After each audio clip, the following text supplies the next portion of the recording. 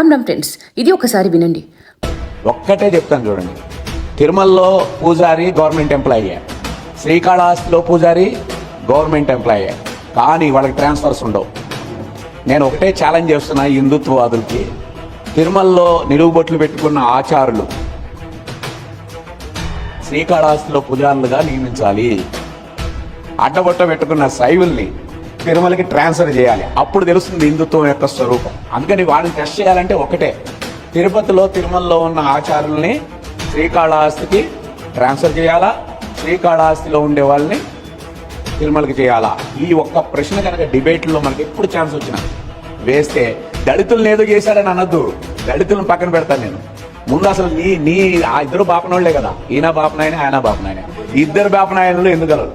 ముందుగా మా గుళ్లను దేవాదాయ శాఖ అధికారంలో, ప్రభుత్వ అధికారంలో పెట్టుకునే హక్కు ఎవడిచ్చాడు? మా డబ్బులతో, మేము హుండీలో వేసే డబ్బులతో బతికే మీరు మళ్ళీ మాకు ఉద్యోగాలు ఇవ్వటం ఏంటి? ఏ చర్చిలకు, మస్జిద్లకు ఎందుకు ట్యాక్సులు లేవు?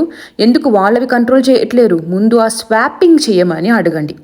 గుళ్లను వదిలేసి చర్చిలను, మసీద్లను ప్రభుత్వ ఆధీనంలో పెట్టుకొని చూడండి. ట్రాన్స్ఫర్ చేసుకోండి అని అడిగే ధైర్యం ఉందా? ఉండదు. వీళ్ళు హిందువులు, సనాతన ధర్మాన్ని పాటించే వాళ్లే కాదు, నరనరాన విషం నింపుకున్న హిందూ ద్వేషులు. తిరుమలలో ఉండేది వైఖాసన పండితులు, శ్రీకాళహస్తిలో ఉండేది స్మార్త పండితులు. పూజ చేయాలి అంటే వేదంతో పాటు ఆగమం కూడా తెలిసి ఉండాలి.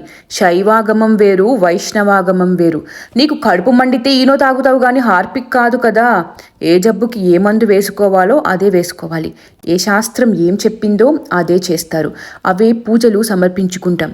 ఓ పని చెయ్యి, ఓ ముల్లాని చర్చికి ఫాదర్గా పంపు, ఓ ఫాదర్ని మసీద్కి పంపు. అంత దమ్ము ధైర్యం ఏడిస్తే కదా ఎప్పుడు సనాతన ధర్మం మీద పడి ఏడవడమే వీళ్ళ పని.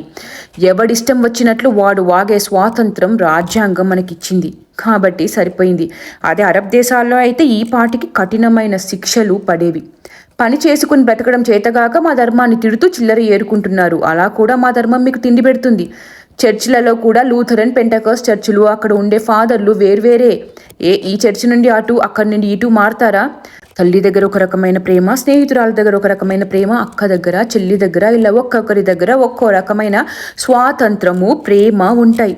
ఇలాంటి రకాలు అందరూ ఆడవారు ఒక్కరే అని ఏదైనా చేస్తారేమో సిగ్గులేని కమ్యూనిస్టులు. ఈ సన్నాసులను అడగండి, తెలుగులో గ్రాడ్యుయేట్ చేసి ఇంగ్లీష్ చెప్తారా అని. ఒకే బైబిల్ చదివే వాళ్ళు యూదులుగా, ప్రొటెస్టెంట్లుగా, రోమన్ క్యాథోలిక్లుగా ఎందుకున్నారు?